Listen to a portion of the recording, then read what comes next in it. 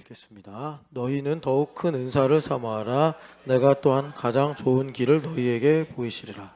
내가 사람의 방언과 천사의 말을 할지라도 사랑이 없으면 소리나는 구리와 울리는 꽹과리가 되고, 내가 예언하는 능력이 있어 모든 비밀과 모든 지식을 알고 또 산을 옮길 만한 모든 믿음이 있을지라도 사랑이 없으면 내가 아무것도 아니요 내가 내게 있는 모든 것으로 구제하고 내 몸을 불사르게 내줄지라도 사랑이 없으면 내게 아무 유익이 없느니라.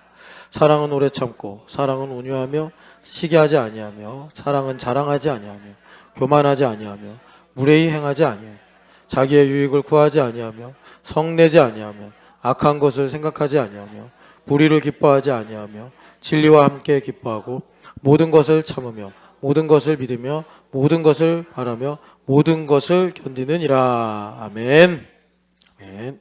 감사합니다.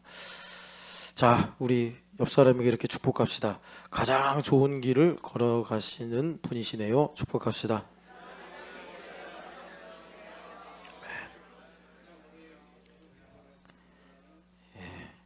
그 1부 때 일단은 우리가 사랑장이다 해서 고린도전서 13장은 익숙하니까, 그런데 그렇게만 똑 떼서 생각하면 한 3분의 2는 놓친다라고 할 수 있어요. 그래서 이 전체 흐름을 살려서 일부러 12장 31절부터 읽은 겁니다. 그래서 12장 31절이 그러니까 그 12장 전체를 이제 끌고 오는 구절인데, 12장 전체 내용이 뭐냐면 은사. 그러니까 은사는요, 이것도 이제 고린도 교회랑 되게 비슷한데, 한국 교회는 은사를 뭔가 이렇게 기술 이런 느낌으로 생각을 해요. 뭐 능력. 그런데 은사는 그런 것들로도 나타나지만 가장 중요한 것이 나를 1부 때 말씀드린 대로 신령한 삶을 살게 한다. 그런데 성경에 신령하다는 말이 많이 나오는데 우리가 실제로 잘 안 사용하잖아요. 뭐 신령하게 공부해라, 신령한 직장 생활, 뭐 이런 표현 잘 안 쓰잖아요. 좀 약간 먼 듯한 느낌인데, 영어 성경으로 보면은 이 신령하다라는 말이 스피리추얼이래요. 그러니까 이 스피리추얼 하면은 좀 이제 우리에게 가깝게 와닿죠. 아, 내가 영적인 거구나. 영적인 삶을 살게 하는 게 은사구나. 그런데 은사를 가지고 우리가 뭘 하냐면, 남에게 나 이런 은사 있어. 12장 31절 이전에 보면은 뭐 능력을 행하는 은사, 병을 고치는 은사, 서로 돕는 은사, 다스리는 뭐 이런 은사들이 이렇게 많다고 얘기하는데, 뭐 서로 비교하면서 네 은사가 커, 내 은사가 커, 네 은사가 더 좋아, 내 은사가 더 좋아, 이런 게 아니고 섬기는 거예요. 은사를 가지고 만약에 영어를 잘하는 은사가 있다, 그러면 그거 갖고 외국인들을 섬기는 게 그게 은사의 목적대로 사는 거예요. 내가 체력이 좋다, 그러면 그 건강을 갖고서 뭐 남들보다 더 많이 봉사하고 섬겨서 그렇게 하나님께 영광 돌리는 거예요. 근데 그렇게 되면 어떤 일이 생기죠? 내가 나를 위해 사는 게 아니라 다른 사람을 위해 사는 경험을 많이 내가 축적하게 되죠. 아무래도 은사를 가지고. 그렇게 되면은 자기중심에서 벗어나게 됩니다. 자기중심에서 벗어나게 되면서 다른 사람을 위해 양보하고, 또 나의 유익과 다른 사람의 생각이 충돌할 때 내 유익을 버리고 다른 사람의 입장을 헤아려요. 그렇게 되면서 하나님 중심을 우리가 알아가는 것입니다. 그래서 예수님께서 율법의 대강령이 있는데 하나님을 사랑하는 것이고 이웃을 사랑하는 것이다, 이렇게 말씀하신 거예요. 그러니까 은사는 내가 기본값을 가지고 이웃을 사랑하는 거에서 한 발짝 더 나가서 나에게 주신 어떤 능력으로, 나에게 주신 어떤 은혜로 이웃을 섬기는 거예요. 그러면 1부 때 말씀드린 것처럼 영적인 민감도가 더 올라갑니다. 그게 거룩이라고 그랬어요. 그래서 영적인 민감도가 올라가면, 그러니까 부정한 것에도 민감해지고 거룩한 것에도 민감해진다는 거예요. 그래서 우리가 거룩한 것에 민감하게 돼서 하나님을 가까이 하고 하나님을 기뻐하는 것입니다. 그래요. 그래서 그게 이제 우리가 은사가 이런 것이다. 내가 영적인 사람이 되게 하나님 중심의 삶을 살게 하는 것이다. 그래서 이 영적인 삶을 사는 데 있어서 바울 사도가 고린도전서의 여러 이제 그 부분에서 말씀하는데, 이제 내가 영적인 삶을 사는 건 1번, 내가 살아온 것은 당연한 것이 아니었어. 그래서 아까 우리가 그 성찬식 하면서요, 부모를 공경하라. 그게 이 땅에서 첫 계명이라고 하잖아요. 하나님께서. 그게 뭐죠? 부모님을 공경하라는 문제는 내가 태어나면서 지금 이 순간까지 모든 걸 다 포괄하는 내용이에요. 그러니까 이게 꼭지예요. 그래서 부모님을 공경하는 거는 뭐 내가 뭐 경주김씨에서 태어나서 감사합니다. 내가 밥 굶지 않고 살아서 감사합니다. 부모님이 나를 좋은 학교 보내주셔서 감사합니다. 이게 아니고 날 낳아주셔서 감사한 거예요. 날 낳아주셔서. 나를 존재하게 해주셔서. 부모님이 안 계셨으면 내 이름도 없고 나의 존재도 없는데 하나님의 영원하신 예정이 두 분의 이 결혼 그리고 잉태를 통해서 내가 이 땅에 와서 이제 하나님 믿고 구원받은 인생이 된 거잖아요. 그런 섭리를 두고서 나를 낳아주셔서 감사합니다. 그게 태어나면서 지금까지 모든 거예요. 그러니까 여기서 꼭지가 깨져버리면 이 태어나면서 여기까지 살아온 모든 일들이 막 뒤죽박죽 섞이는 거예요. 그 다음부터 뭐는 좋고 뭐는 싫고 누구는 좋고 누구는 보기도 싫고 막 이렇게 균열이 일어나는 거예요. 그래서 이거를 그러니까 여러분 그 공자 뭐 이런 사람들이 효를 강조했잖아요. 이게 물론 구원의 진리는 아니지만 성경의 말씀처럼 그러나 야 대단한 철학자다 이렇게 생각할 수 있죠. 그 이제 공자나 뭐 기타 등등 많은 그 중국의 고대 사상가들이 다 여러분 현실주의자들이었잖아요. 어떻게 하면 그 분열된 이 중국 땅에서 사람들이 행복하게 살 수 있도록 왕도를 세울 수 있을까? 그래가지고 뭐 재상에 대해서 여러 가지 일들을 하는 중에 그런 철학들이 나온 건데, 그래서 공자가 딱 깨달은 게 효구나. 이제 이런 걸 안 거예요. 세상 이치에서. 그런데 이것이 하나님을 경외하는 거와 연결되는 건 모르죠. 그래서 이제 성경은 그걸 이렇게 우리에게 복음의 진리로 말씀하시는 건데 이제 그렇다는 것입니다. 그래서 우리가 하나님 중심으로 산다. 이건 뭐냐면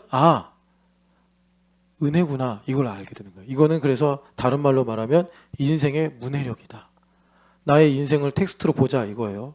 우리 예수님 믿는 사람들은 성경 말씀을 믿으니까 인생을 텍스트로 본다는 말이 어려운 느낌이 아니에요. 그러니까 인생을 텍스트로 본다는 건 뭐냐면 나의 인생이 하나님의 말씀이 사실이 되어 나타난 것이 내 인생이구나.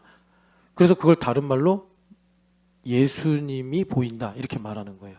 자, 그래서 내가 문해력 책을 읽는데 책을 이제 이해하는 거죠. 행간까지 이해하게 돼요. 그런 것들이 은혜구나. 은혜구나. 그래서 어린아이 같은 신앙한테는 이게 안 들어가요. 이게 설득이 안 돼요. 가르친다고 해서.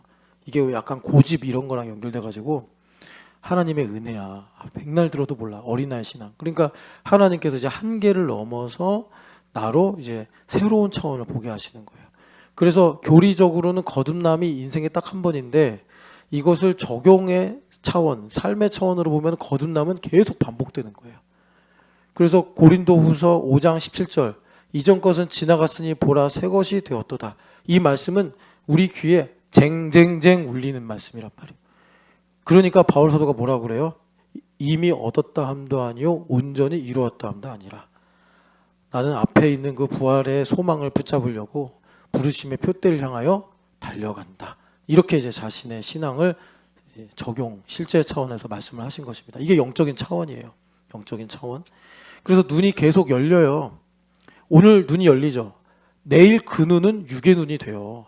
그렇기 때문에 내일은 또 새 포도주와 새 부대처럼 열려야 돼요. 그러니까 이 엔진이 멈추면 인생이 불행해지는 거예요. 예수님 믿는 사람은. 이 엔진이 계속 심장처럼 움직여야지 내가 계속, 그러니까 여러분 율법적으로 말하면 계속 이사를 다녀야 되는 거예요. 계속 이민을 다녀야 되고 계속 이직을 해야 되고 계속 새 옷을 입어야 되고 계속 차를 바꿔야지 새로운 피조물이다. 그러니까 자본주의 쇼핑이 그냥 사고 팔고 하는 문제가 아니라는 거 아시겠죠?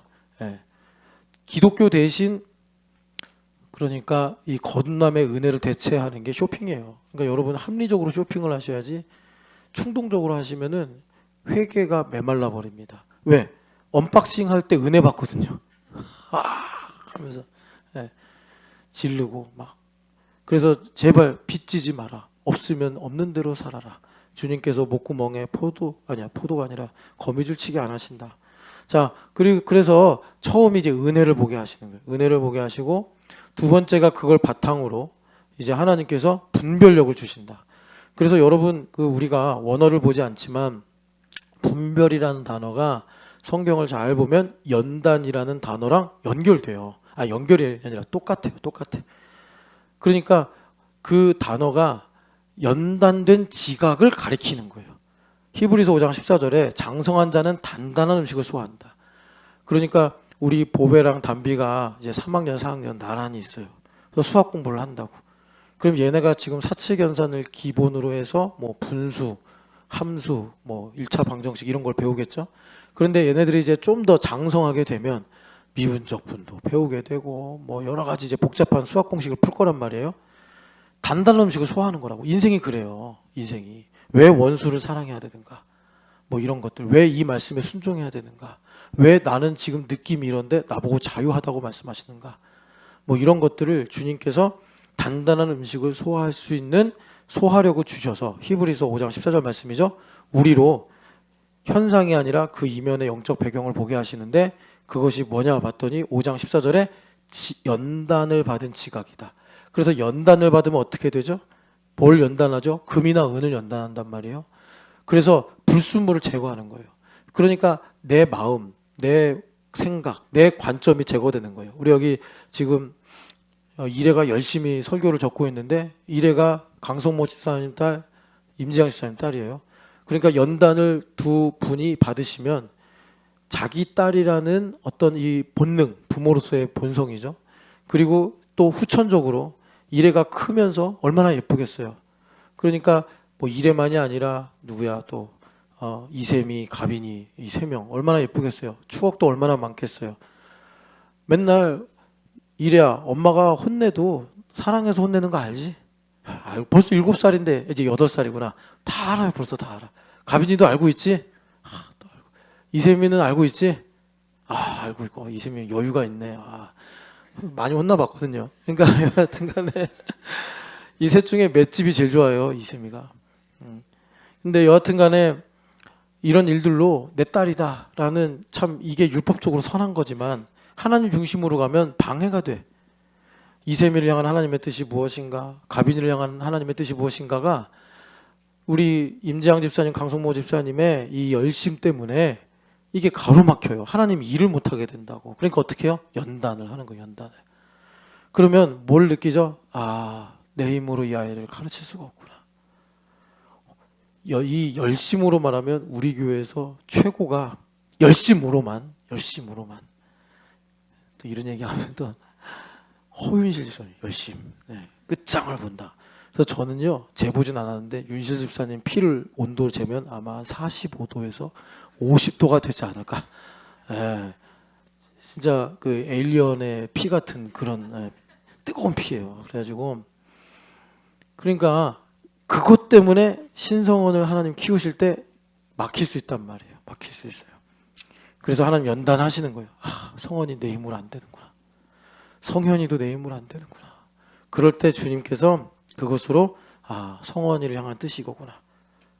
성현이가 이런 뜻이 있구나. 이렇게 우리가 알게 돼서 분별력이 있는 거예요. 분별력. 그래서 우리가 이제 신령한 삶을 하나님 중심의 삶을 살게 된다. 그 모든 내용이 여기 31절에 있는 것입니다. 그래서 제가 1부 때 시간이 없어도 좀 서둘러 말씀드린 느낌이 있는데 그러니까 무슨 말이냐면 그 거룩이라는 게 영적 민감성이에요. 영적 민감성인데 우리가 이번에 예물의 거룩법 하면서 그동안 자세하게 다루지 않은 예물의 구체적인 법리를 딱 하나 다루었어요. 그게 뭐냐면 속죄제. 그래서 속죄제 말고 번제도 있고 소제도 있고 화목제도 있고 속건제도 있는데 이런 모든 어떤 분이 그러더라고요. 저한테 우리 교회 사람은 아니고 어떤 분이 저한테 질문을 했어요. 왜 이렇게 그분이 이렇게 말했어요. 쓸데없이 복잡하게 이해하기도 어려운 뭐 제사법 이런 것들을 왜 성경에 이렇게 기록을 해놨냐. 아무 도움이 안 되지 않냐. 그러니까 이분은 아직 연단을 받은 지각이 없는 사람이에요. 그러니까 독서하는 거예요. 성경을. 성경이 리빙 워드라고 생각하면 하나님께서 뭐 놋재단은 5규빗, 3규빗이다 이런 거를 쓸데없이 기록하셨겠습니까? 이게 다 예수님에 관한 건데 내가 무식하니까 그냥 읽고 넘어가는 거지. 읽고 넘어가도 주님께서 다음에 또 읽으면 되지 하면서 봐주시니까 그런 거지. 실제로 구약의 하나님의 임재와 이런 거룩을 생각하면 내가 이해하지 못하고 그걸 읽고 지나가면 죽어요. 그런 거라고. 그런데 우리 하나님께서 참 긍휼히 여기셔서 우리를 은혜 보좌 앞으로 인도하신다는 것처럼 주님께서 다시 읽으면 되지, 10년 동안 읽어보면 되지 하면서 넘어가시는 거예요. 근데 제가 하나님 무서우신 분이다라는 게 아니라 하나님과 우리는 그렇게 큰 차이가 있는데 하나님 그거를 사랑과 자비로 용납해 주신다, 이런 내용을 강조해서 드린 말씀입니다. 그래서 여러분 그 여러 복잡한 예물법 중에 그러니까 그것이 가리키는 게 뭐냐면 영적인 민감성이란 말이에요. 그래서 하나님께서 나에게 거룩의 캐파를 주셨는데 그게 그러니까 족장 정도예요. 그럼 족장은 속죄 죄를 숫염소로 드린단 말이에요. 숫염소. 그래서 그 숫염소만큼의 거룩의 캐파빌리티가 있어요. 그러니까 족장이니까 어느 족속 아니면 어느 지파를 아우르는 영적인 민감도가 있는 거예요, 이 사람은. 그래서 이분이 그런 영적인 민감도를 가지고 있는데 이거를 자기가 그러니까 모르면 어떻게 되죠? 원수마귀가 이용해서 부정한 거에 민감하게 하는 거예요. 그래서 부정한 것에 민감해지면 이런 겁니다.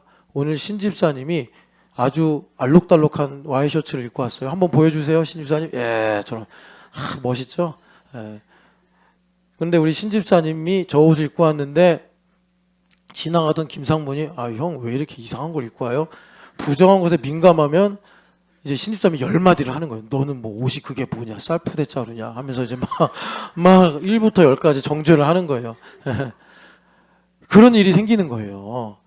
내가 이제 족장만큼의 영적인 민감도, 거룩의 캐파를 가지고 있는데 이걸 모르면 이게 이제 그 어두움으로, 부정으로 민감도가 활용된다고. 그래서 하나님께 깨어 있으면 아까 말씀드린 대로 김상문 형제가 우리 신영기 집사님한테 와이셔츠가 없어서 그래요, 이렇게 정말 악의를 갖고 말을 한다 할지라도 신 집사님이 그것을 통해서 오히려 하나님의 치유와 또 하나님의 뜻이 무엇인지를 깨닫게 되는 거룩의 초격차가 나타나게 되더라라는 것입니다. 그래서 여러분 참 이 말씀을 이 영적인 것과 관련해서 드리면 참 좋겠는데, 그러니까 여러분 여기 보면은 31절에 12장 31절에 더욱 큰 은사를 사모하고 가장 좋은 길을 이제 너희에게 보여줄 테니까 선택하라라는 거잖아요. 그러니까 이걸 왜 그러냐면 우리가 주님께서 물질로도 말씀하셨지만 물질을 하늘에 두어라 이랬단 말이에요. 땅에 두면은 녹슬고 벌레가 먹으니까 하늘에 두어라. 그러니까 여러분 일하고 관련되면, 이제 물질이 아니라 일과 관련되면 여러분 일이 벌레 먹고 일이 녹이 쓰는 게 뭐예요? 허망해지는 거예요. 우리 재용 형제가 사업을 하는데 사업이 벌레 먹고 사업이 녹 쓰는 게 뭐죠? 그게 내가 미팅을 했는데 성사가 안 되거나 열심히 프로젝트를 수고했는데 그게 뭐 뒤집어지거나 뭐 이런 일들이 생기는 거예요. 그래서 하나님께서 뭐라고 그러시죠? 그래서 땅의 일을 하지 말고 하나님의 일을 해라. 너의 일을 하지 말고 하나님의 일을 해라. 자녀를 가르치는 것도 마찬가지예요. 아직까지도 자녀를 내가 내 힘으로 지킬 수 있고 가르칠 수 있다, 그건 부모로서 철이 안 든 거예요. 내 몸으로 난 자식도 내 마음대로 못해요. 그 빨리 본인이 깨닫고 하나님 앞에 회개하고 자녀를 가르치는 일조차도 내 일이 아니라 내 힘으로 하는 것이 아니라 하나님의 일로 해야 된단 말이에요. 하나님의 일로 하라고 하나님께서 우리에게 그러니까 거룩의 캐파를 주시는 거예요. 그래서 우리가 거룩의 캐파를 가지고 살면 죄에 대하여 죽고 하나님에 대해 살아요. 그래서 내가 자녀를 가르치거나 내가 직장에 나가서 일을 하는 게 내가 하는 일이 아니라 안식으로 주님 가르쳐 주신 것처럼 하나님의 일이 돼요. 하나님의 일이 되면 어떻게 되느냐? 내가 이 땅에 살면서 왜 어려움이 없겠어요? 어려움이 있어도 그 어려움 때문에 낙심하거나 내가 슬퍼하는 것이 아니라, 더 나아가서 죄를 범하는 것이 아니라 오히려 하나님의 뜻이 무엇인지 더 깨달아 믿음의 도약을 이루는 이 일이 되더라라는 것입니다. 그래서 이것을 주님께서 우리에게 이루시려고 이 거룩을 가지고 좀 말씀을 드리면 신명기 30장으로 가보세요. 그래서 이번에 그 머리 대신 그리스도의 말씀, 그 말씀에서 청종을 엄청 강조했잖아요. 사무엘 선지자도 청종이 생명인데 전쟁에서 이기고 와가지고 사실 사울왕은 패배한 거예요. 아말렉에게는 승리했을지 모르지만 원수막에게는 패배한 거예요. 여러분 이걸 잘 분별하셔서 설사 아말렉에게는 질지라도 원수마귀한테는 승리하셔야 됩니다. 예.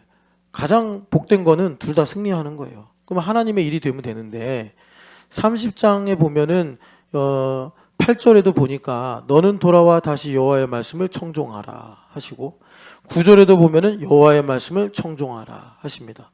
그러니까 이 청종이 생명이란 말이에요. 청종의 반대가 뭐죠? 청종의 반대는 완악함이에요. 나중에 결론도 말씀드리겠지만 사랑의 반대는 미움이 아니라 완악함이에요. 그러니까 우리가 가질 수 있는 마음의 질병, 영적인 질병 중에 최악은 완악함이에요. 그러니까 여기 우리 어린이들 잘 들어? 부모님이 말하는데 마음이 굳어져. 이거 그냥 아무도 모르고 뭐 내가 말로도 표현 안 했으니까 아무렇지도 않겠지 이렇게 생각하면 안 돼. 그게 질병이라고. 정찬현 네가 딱 그럴 위기야. 이제 6학년이라서 좀 있으면 이제 6학년 중1 되면은 엄마나 아버지가 정찬현 이런데 듣기 싫어. 속으로 그럴 수 있다고. 지금도 그런 거 아니야? 아니에요. 아직은 안 그래. 착하네. 근데 조금 있으면 그래 이제. 왜 나만 갖고 그래? 혹시 나만 갖고 그래? 이런 생각 한 적 있어? 그것도 없어. 정말 순결하네. 근데 그런 생각이 들 수 있어. 이제 2, 3학년 올라가면 뭐 이럴 수 있어. 방에서 네가 막 책을 읽고 있는데 엄마가 찬현아 간식 먹어 하고 문을 확 열어. 너 크다라고 왜 문 열고 그래? 막 이런다고. 그런 적 있어? 그런 적도 없어. 다 피해가네요. 잘하고 있습니다. 근데 목사님이 얘기하면 네라고 대답해야지. 너 뭐 온유야? 자, 그래서 온유야 했어요. 제가 아까 온유가 빵을 먹고 있길래 되게 쳐다보더라고요. 대답도 안 해요. 인사해야지. 네. 그리고 인사도 안 해요. 그래서 제가 온유가 왜 저런가 했는데 지난번에 우리 주캠에서 5편으로 이름 찾기 했거든요. 저는 따뜻할 온에 부드러울 유, 진짜 성경에 온유인 줄 알았어요.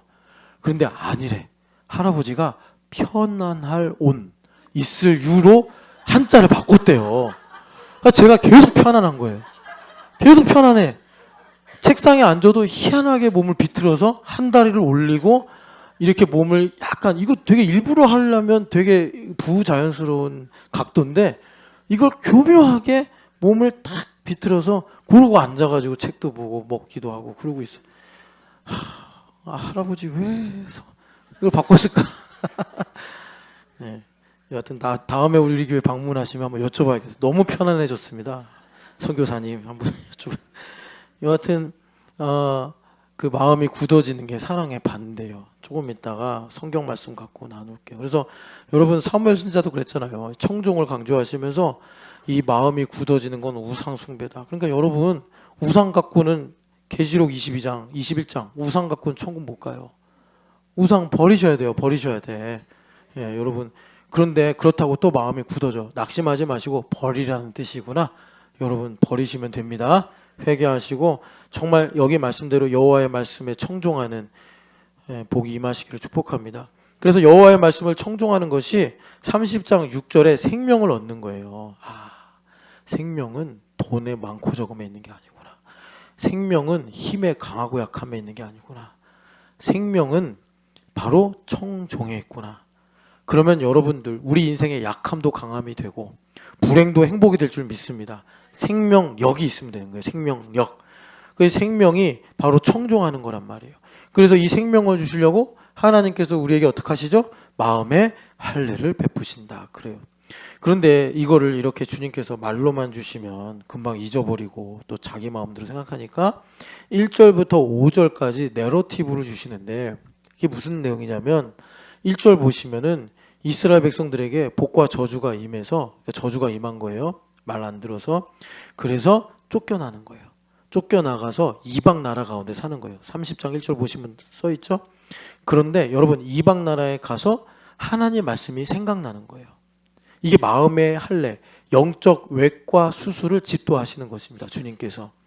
그래서 그들이 마음을 돌이켜 하나님께로 돌아오게 되고, 마음의 할례를 받으니까 어떻게 돼요? 다시 30장 2절에 여호와의 말씀에 청종하면, 이거예요. 그래서 너희들에게 이제 주님께서 가나안 땅에서 여기 5절에 보니까 우리가 일꾼이라는 주제로 말씀을 듣고 있잖아요. 땅을 차지하게 되리라. 그래서 하늘나라에서도 하나님께서 우리에게 나라가 되게 하시고, 또 이 땅에서도 현실에서 하나님께서 약속하신 아름다운 땅을 차지하게 하신다. 이것이 우리 교회가 이화여대와 연세대 그리고 대학교 캠퍼스에게 전하는 복음의 내용이에요. 그래서 여러분 읽지 않았지만 아모스 8장에 보면 뭐라고 그래요? 말세에 하나의 징조가 나타나는데 청년들이 쓰러진다. 왜 쓰러진다고 그러죠? 물이 없어서 양식이 없어서가 아니라 말씀을 듣지 못하는 기갈 때문이다. 그래요. 그래서 우리는요, 이 대학 캠퍼스 청년들만 세울 게 아니라 저기 북한에 있는 청년들, 마른뼈 같은 청년들도 다시 일으켜야 되는 사명이 있는 거예요.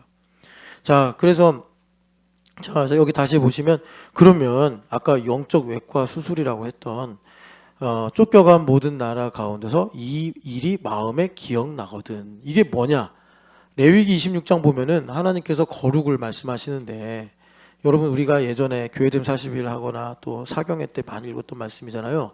레위기 26장으로 가보시면은 하나님께서 거룩을 여러 가지 예시로 쭉 말씀하시다가 이제 정점에 가서 주시는 말씀이 34절부터 시작이 되는데, 이게 거룩이라는 거예요. 영적 민감함. 그러니까 여기서도 이제 시작을 원수의 땅에 살 동안, 그러니까 이제 말씀에 불순종해서 이방 나라로 쫓겨간 거죠. 거기서 이제 가라지들은 떨어져 나가겠지만 알곡들은 거기서 어떻게 되죠? 이제 하나님 중심으로 돌아오는 거예요. 힘든 일이 많으면 많을수록. 그러니까 힘든 일이 있을 때 가라지는 심판을 견디지 못하고 바람에 날려가고, 알곡은 우리 할머니들이 옛날에 키질한 것처럼 딱 이제 남게 된다는 거예요. 그래서 시편 1편에 그것이 심기어진 나무다 이렇게 말씀하는데, 36절 같이 읽어보겠습니다. 너희 남은 자에게는 그 원수들의 땅에서 내가 그들의 마음을 약하게 하리니 그들은 바람에 불린 잎사귀 소리에도 놀라 도망하기를 칼을 피하여 도망하듯 할 것이 아니요 쫓는 자가 없어도 엎드러질 것이라. 아멘. 이거예요. 이 거룩의 시작인데, 그러니까 우리 여기 계신 어머님들이 못 키우겠다, 내 힘으로 안 되겠다, 애들을 놓고, 그게 여기 보면 바람에 불린 잎사귀 소리에도 놀라는 겸손입니다. 하나님 바라보는 거예요. 뭐 엄마들만이 아니고 여기 뭐 직장 생활 하시는 우리 형제들, 자매들, 또 인생을 살면서 어려운 일들 만날 때 알곡들은 마음이 겸손해요. 그걸 약하게 되게 하신다. 주님 말씀하셔요. 그래서 윤동주 시인이 참 훌륭하신 것이, 저쪽 간도에 용정에서 태어나가지고 명동촌이라 불렸대잖아요. 거기서 부잣집 도련님으로 태어난 거예요. 그래서 그 당시 뭐 선진국이죠. 일본의 리쿄 대학에 유학을 갔어요. 그래서 거기서 뭐 그냥 유학생이니까 잘 먹고 잘 살면 되는데 뭐라 그래요? 잎새에 이는 바람 소리에도 괴로워했다. 이 훌륭한 거예요. 이분이 그렇게 마음이 약해져서 내가 어떤 인생을 살아야 되는가를 깊이 생각했다는 거예요. 그 20남짓의 젊은 청년이. 그러니까 참 저는 부러운 거죠. 정말 훌륭하시구나. 그런데 하나님께서 거룩을 이루시려고 우리도 잎새에 이는 바람 소리에도 괴로워할 만큼 영적인 민감도를 열어주시더라라는 것입니다. 그런 마음밭을 만드신 다음에 43절 같이 읽어보겠습니다. 그들이 내 법도를 싫어하며 내 규례를 멸시하였으므로 그 땅을 떠나서 사람이 없을 때에 그 땅은 황폐하여 안식을 누릴 것이요 그들은 자기 죄악의 형벌을 기쁘게 받으리라. 아멘. 마음이 부드러워지고 겸손해지니까 엘리야 선지자처럼 그 바람에 불리는, 잎새에 불리는 바람 소리도 듣게 되는 거예요. 그동안은 내 소리밖에 안 들렸어. 그래서 맨날 정죄받고 나는 힘들어, 나는 뭐 불행해. 계속 이런 생각만 한 거예요. 그런데 이제 바람 소리, 여러분 평소에 바람 소리 못 듣잖아요. 근데 내가 영적으로 민감해지니까 주님께서 인격적으로 내게 하시는 내 마음에 깊은 하나님의 음성이 들리기 시작하는 거예요. 그게 이제 교회로 말하면 내가 주일에 교회에 와서 지극히 작은 자를 섬기는 일로 예수님을 만나는 그것입니다.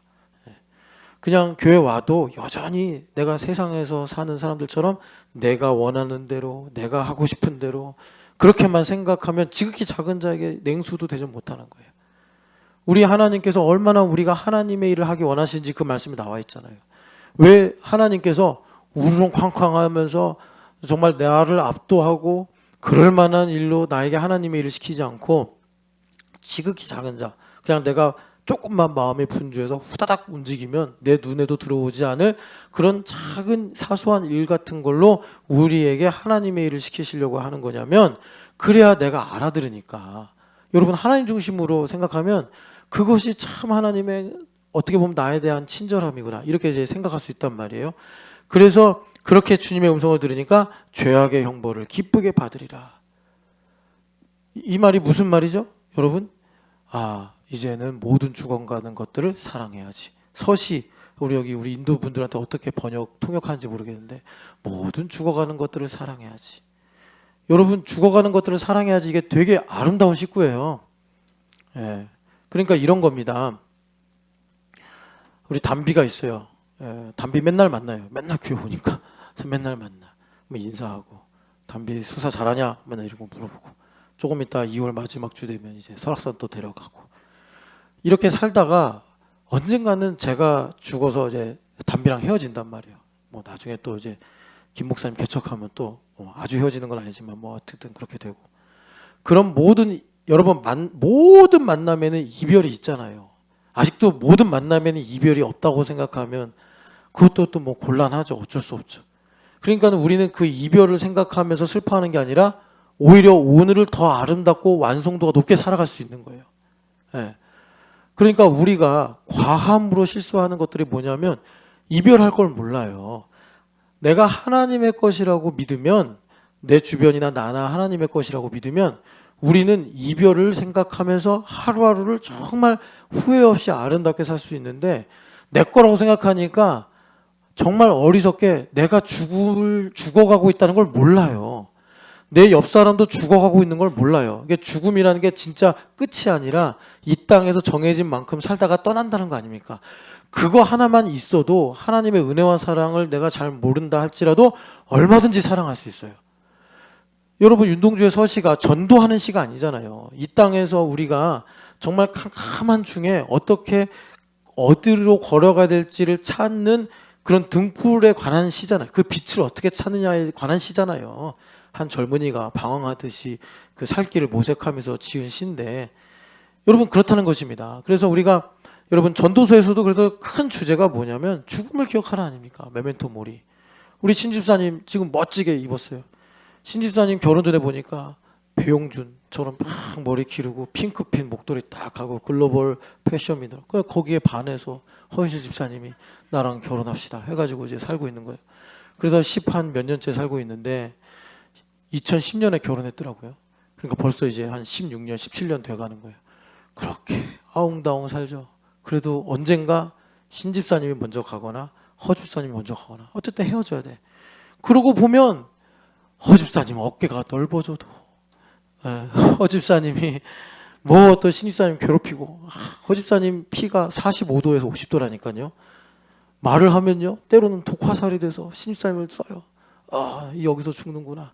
그래도 우리 신입사님, 너만은 살아다오. 그대는 그런 사람을 가졌는가. 함석헌 씨의 시처럼 배가 침몰하고 있어요. 자, 타이타닉에 나오는 레오나르도 디카프리오와 케이트 윈슬렛인가요? 뗏목 하나만 있어요. 그럼 신입사님 그러는 거예요. 너가 살아. 라라라라 하면서 이제 바다에 가라앉는 거죠. 그런 아름다운 삶을 살 수 있단 말이에요. 그렇게 살아가는 거룩의 민감도를 가지시기를 축복합니다. 그래서 그 거룩의 민감도를 주셔서 죄악의 형벌을 기뻐하게 하신다. 너만은 살아다오. 구명보트에서 너만은 살아다오. 하면서 그런 친구를 가졌는가. 함석헌 씨가 그런 말을 했는데 이게 거룩의 초격차예요. 그래서 거룩의 그 영적인 민감도를 가지고 우리가 하나님께 동의를 드리는 거예요. 동의를. 그래서 오늘 아침에 생각했다니까요. 왜 우리는 앵무새도 아닌데 복된 주일입니다를 11년째 아멘 아멘 아멘 하고 있을까? 아, 이 소리가 저 자강도까지 들리게 하시려고 하는구나. 아, 그러니까 너무 기분이 좋더라고요. 그 자강도에 있는 북한의 청년들과 어린아이들에게도 복된 주일입니다. 아, 이 소식이 들리면 얼마나 좋을까? 걔네들 손을 잡고 자, 교회 가자. 우리 찬양하러 가자. 그런 날이 오겠구나. 그래서 우리는 서정주 시인의 그 국화꽃인가요? 왜 그렇게 소쩍새는 울어 제꼈냐? 제가 다 기억이 안 나서 이렇게 표현하고 국화꽃을 피우기 위해서였구나. 자강도에 국화꽃을 피우기 위해서였구나. 그거예요. 그래서 아멘 하는 거에서부터 시작이 돼서 기쁘고 즐거워하는 거예요. 그리고 더 나아가서 자원하는 거예요. 자원하는 거. 그래서 여러분 고린도후서 6장이 중요해요. 고린도후서 6장을 한번 가봅시다. 6장에 보면은 바울 사도가 하나님의 은혜를 헛되이 받지 말라 그렇게 말씀하시면서 당연한 것 아닌데 당연하다고 여기고 살지 마라. 지금 너희들이 하루하루가 얼마나 은혜인 줄 아냐. 이 남한 땅에 태어나서 이래야 네가 천사가 이제 엄마 뱃속에 너를 배달하는데 황해도로 배달했어 봐. 그럼 너 지금 북한 땅에서 우리 김정은 수령님을 위하여 막 여기 큰 이상한 꽃 달고 꽃 있던 거 달고 막 김일성, 김정은 막 찬양하고 살 거란 말이야. 근데 네가 이 서울 땅에 배달이 돼가지고 하나님께서 이렇게 교회 되게 하신 거야. 이름도 이래가 되게 하신 거 아니야. 이래. 무슨 말인지 모르는 것 같네. 자, 그래서 은혜를 헛되이 받지 말라 하면서 6장 4절 같이 읽어보겠습니다. 오직 모든 일에 하나님의 일꾼으로 자천하여 많이 견디는 것과 환난과 불쾌과 고난과 아멘. 여기 되게 중요한 말씀이 있는데 아까 전에 분별력, 이 분별이 되게 중요하잖아요. 하나님의 일꾼으로 살려면 그 분별력이 뭐냐? 연단하고 같은 말이다. 그래서 여기 보면은 모든 일에 하나님의 일꾼으로 자천하여. 이 자천하여가 여러분 그 이제 자천한다, 리코멘드한다 이렇게 번역을 했는데 실제로는 그냥 스탠드 하는 거예요. 스탠드 위드, 뭐 스탠드 비사이드, 뭐 아니야 위드가 이렇게 쓰면 안 되지. 예. 그래서 예수님 옆에 서 있는 거예요, 그냥. 그러니까 예수님께서 궁핍 가운데 서 계시면 서 있는 거예요. 예수님께서 자강도에 계시면 자강도의 옆에 서 있는 거예요. 그게 일꾼이 되는 거예요. 그런데 이걸 하려면 분별력이 있어야 된다는 거예요. 바울사도 말씀이 하나님의 선하시고 온전하시고 기뻐하시는 뜻이 무엇인지를 분별해라. 이 분별이 어근으로 따지니까 연단하고 같은 말이에요. 그럼 연단이 어디 나와요? 여러분 로마서 5장에 보면은 우리가 환난은 인내를 거기 알죠. 그리고 그 인내가 연단을 난다 그러잖아요. 한번 3절에서 5절 같이 읽겠습니다. 다만 이뿐 아니라 우리가 환난 중에도 즐거워하나니 이는 환난은 인내를 인내는 연단을 연단은 소망을 이루는 줄을 알미로다. 아멘. 제가요 여러분 이거는 제가 이거 다 얘기 나눌 수 없어요. 옛날에 어떤 그 목사님들의 그룹을 제가 섬겼어요. 그건 정말 하나님께서 제게 주신 큰 기회예요. 그러니까는 뭐 여러분 이름 석자만 되면 교단을 불문하고 초월해서 모든 한국교회 성도들이 아는 말씀사나 두란노 서점 뭐 이런데 광화문 교보문고에 가면 얼마든지 그분들 이름이 적힌 책을 얻을 수 있는 그런 목사님들의 모임을 제가 스텝으로 섬겼어요. 섬길 때 그 중에 좌장이 되시는 어르신 목사님이 이제 모여서 티타임을 하니까 농담을 하시는 거예요. 농담을 하시는데 그 중에 이제 주제가 뭐였냐면 목회는 3D래요. 그러면서 이제 3D가 이런 거잖아요. 뭐 dirty, dangerous, 하나가 뭐지? difficult. 그러면서 맞아요. 목회는 그래요. 막 이러는 거예요. 막 웃어요. 그랬더니 그 좌장 어르신이 아니야, 4D야. 그러면서 D자 하나를 더 붙이니까 딱 그런 내용이에요. 뭐 dirty, dangerous, difficult에 하나 더 붙인 거예요. 그랬더니 재밌다고 막 웃었어요. 그때 여러분 그냥 제 마음에 너무 죄송했어요. 그러니까 제가 뭐 대단하고 깨어 있어서가 아니고 그냥 하나님 마음이 임한 것 같아요. 그래서 제가 이강원 목사님께 배우고 옛날에 극동방송에 한번 제가 참여했잖아요. 그때도 뭐 목사님의 뭐라 그러나 좌우명인가 꿈인가가 뭡니까 소개해 주세요. 그래서 제가 그때 생각난 게 행복한 목사가 되는 것입니다.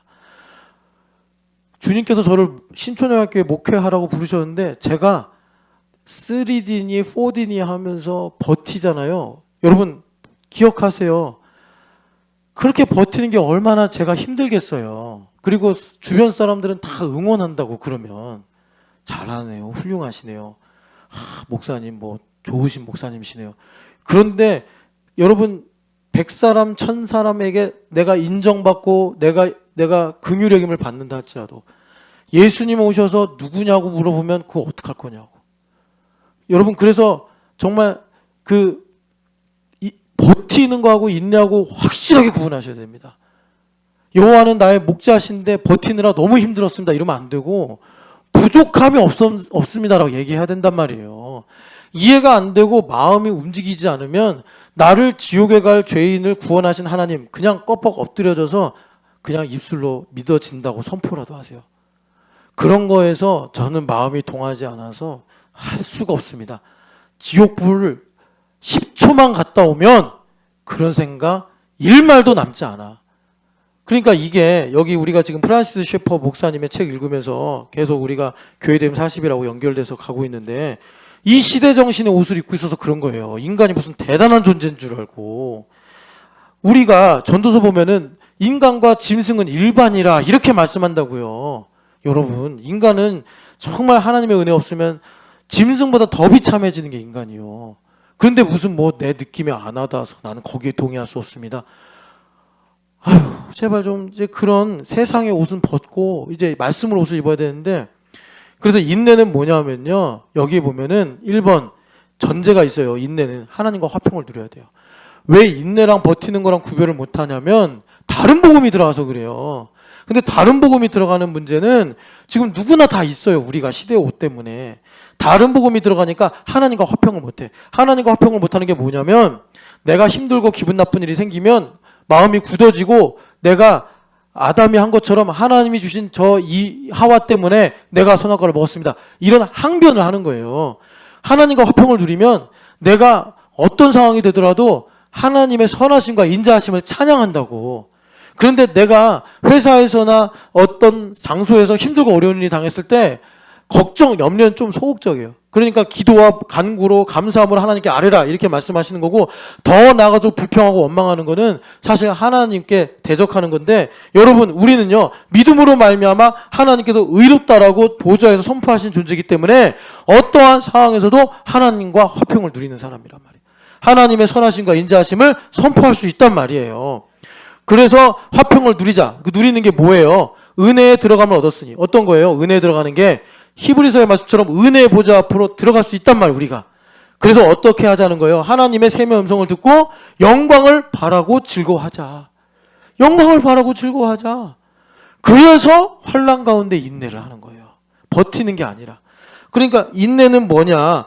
인내는 내가 스스로 지금 내가 제일 좋아하는 예수님하고 여기 서 있다는 거예요. 궁핍이든지 아까 전에 고린도 후서 6장에 읽은 것처럼 환난이든지 먹지 못함이든지, 내가 이 어려운 상황에 있는 것은 내가 지금 벌 받는 게 아니고 예수님께서 여기 계셔서 지금 일을 하심으로 뭐 일본에 있는 영혼들을 구원하시거나 아니면은 저 북한에 있는 영혼들을 구원하시기 위한 하나님의 일을 예수님 하시는데 내가 그 옆에 있는 거예요. 그게 인내예요, 인내. 그래서 예수님께서 빌라델비아 교회를 그렇게 축복하신 것입니다. 왜? 예수님 인격적이신 분이잖아요. 예수님께서 궁핍 가운데 서 계셔. 지금 북한은 궁핍이죠. 어린아이들도 먹지 못해서 영양실조에 있죠.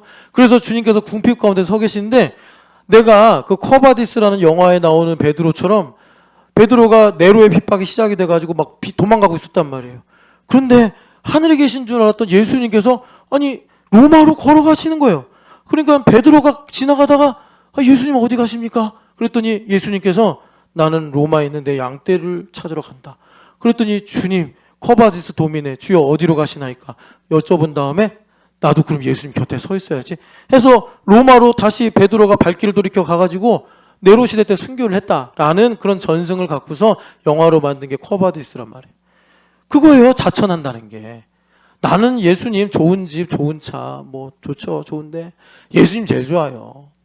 그런데 그걸 가지고 나의 인생에 대입을 하는 거예요.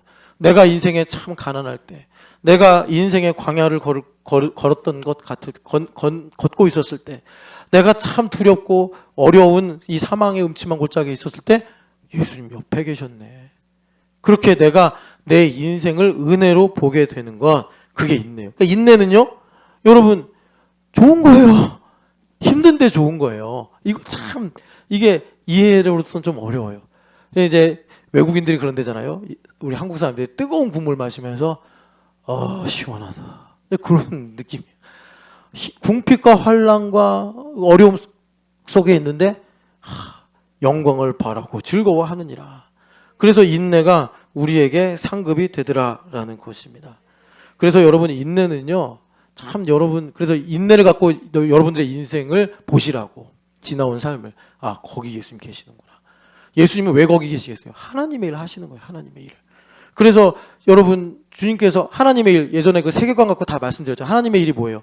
그 수가 다 차기까지 하라. 하나님의 공의를 위해서 하나님께서 예정하신 바 택하신 영혼들을 구원하시는 일인데, 그게 어떻게 이루어진다고요? 내가 전도를 열심히 해서가 아니고 나를 통해서 흘러가는 거룩의 영향력. 그러면 또 이 말 듣고 밖에 있는 사람들은 전도하지 말라는 얘기네. 이게 아니고, 전도도 하고 또 뭐 구제도 하고, 그리고 여러분들의 직장 현장에 나가서 사람들 만나서 커피라도 한 잔 사주고, 이 모든 일이 본질적으로 거룩의 영향력이 흘러가는 거란 말이에요. 그래서 나와 함께 하셔서 나를 거룩하게 하셔서 나를 제사장과 나라가 되게 하심으로 하나님의 큰 일을 나의 삶에 이루시는데, 그 일의 정점으로 가는 게 인내란 말이에요. 예수님께서 로마로 가시면 나도 로마로 따라가는 거고, 예수님께서 예루살렘으로 가시면 예루살렘으로 따라가는 거예요. 나의 인생에 주님께서 그 자리까지 함께 하셨다고, 그걸 발견하는 게 나의 인생에 하나님의 일을 하시는 것을 내가 보는 거란 말이에요. 그래서 인내는 여러분, 지금 이제 사랑도 얘기 못하고 벌써 1시 20분이네. 큰일 났네. 그 영적인 사고력의 하이엔드다, 이렇게 보시면 되겠습니다. 그래서 그것의 가장 베스트 초이스가 사랑이다, 이렇게 말씀하시는 거예요. 사랑. 그런데 여러분, 사랑이 뭡니까? 사랑 누가 말했나? 사랑 뭐예요? 사랑은 뭐냐면 우리 교회잖아요. 사랑은 뭐예요? 발 씻어주는 거예요. 발 씻어주는 거예요. 누구 발? 남의 발. 그래서 예수님께서 이제 마지막 때가 오신 줄 아시고 끝까지 사랑하시니라 하고 뭐 하셨어요? 발 씻어주신 거예요. 이건 우리한테 선물이에요. 은정 집사님 공동체가 어디냐? 여기 보니까 정은정 집사님 공동체가 어디 갔냐? 보니까 박인미, 홍성은, 박인미, 배상진, 신경섭. 먼저 이 4명의 발을 씻어줘야 돼. 홍성은 언니 발 씻어줘. 언니 발 씻어주고, 박인미 발 씻어주고, 발 사이사이. 배상진, 신경섭은 남자들이니까 알아서 씻으세요. 그렇게 씻는 거예요, 씻는 거. 냄새나는 발. 여러분 옛날에 그 예수님 사시던 시대는 샌들 신고 다니고 양말 없었잖아요. 그러니까 무슨 말이에요? 이 땅을 살면서 우리는 어쩔 수 없이 오염되고 우리가 또 넘어지고 하는데, 그걸 이제 가까이 있는 우리로 주님께서 닦게 해주시는 거예요. 씻어주시는 거예요. 그런데 중요한 건 뭡니까? 그 발을 씻어줄 때 누가 내 발을 씻어주시는 거예요? 예수님. 이게 중첩이에요. 주님 내 발 씻어주시는구나. 그래서 내 발이 거룩해지면 어떻게 돼요? 밟는 땅을 너에게 주리라. 주님께서 그 놀라운 은총을 우리 가운데 이루어 주시는 것입니다. 그래서 시간이 없어서 사랑 얘기는 많이 못하는데 다음에 기회가 되면 더 할게요. 우리의 사랑은 뭐예요? 용서. 이래야 가빈이 언니 용서하는 거야. 그리고 또 저기 누구야? 이세미 언니 용서해 주는 거야. 용서. 발 닦아주는 거, 용서. 그래서 여러분 용서할 때 여러분 주님께서 우리의 발을 거룩하게 하셔서 주님께서 우리가 밟는 땅을 정복하게 하시는 줄을 믿습니다. 우리 같이 기도하겠습니다. 하나님 아버지, 우리에게 사랑을 가르쳐 주시옵소서. 하나님, 우리는 용서의 필요를 느끼지도 못하고 용서가 무엇인지도 이해할 수 없는 시대를 살고 있습니다. 그러나 하나님 아버지, 주님께서 우리에게 예수 그리스도를 보여주셔서 하나님 용서하며 살게 하여 주옵소서. 얘들아, 주말 캠프 마시치, 어제 기억나지? 읽었던 거 마시치, 그게 용서의 사람. 난민으로 태어나서 썩지 않는 콘크리트를 만드는 거야. 무너지지 않는 콘크리트를. 그리고 컴퓨터 프로그램 학교를 세워서 수천 명의 난민들에게 교육의 기회를 주는 거야. 그게 용서야. 오야드 야기 그 교수님 이야기 뭐야? 팔레스틴 난민으로 태어나서 일주일에 물도 쓸 수 없는 그런 어려운 가운데 태어나가지고 이분이 어떻게 노벨상 받았어? 금속을 만들었는데 공기 중에 있는 수분을 흡수해. 그래가지고 난민들을 물을 마실 수 있게 해주는 거야. 그게 용서야. 어둠 속에서 빛을 보는 게 용서예요. 그런 하나님 용서의 사랑을 가지게 하여 주시옵소서. 하나님 아버지 저에게 분별력을 주셔서 하나님의 일을 하게 하여 주시옵소서. 주여 외치고 기도하겠습니다.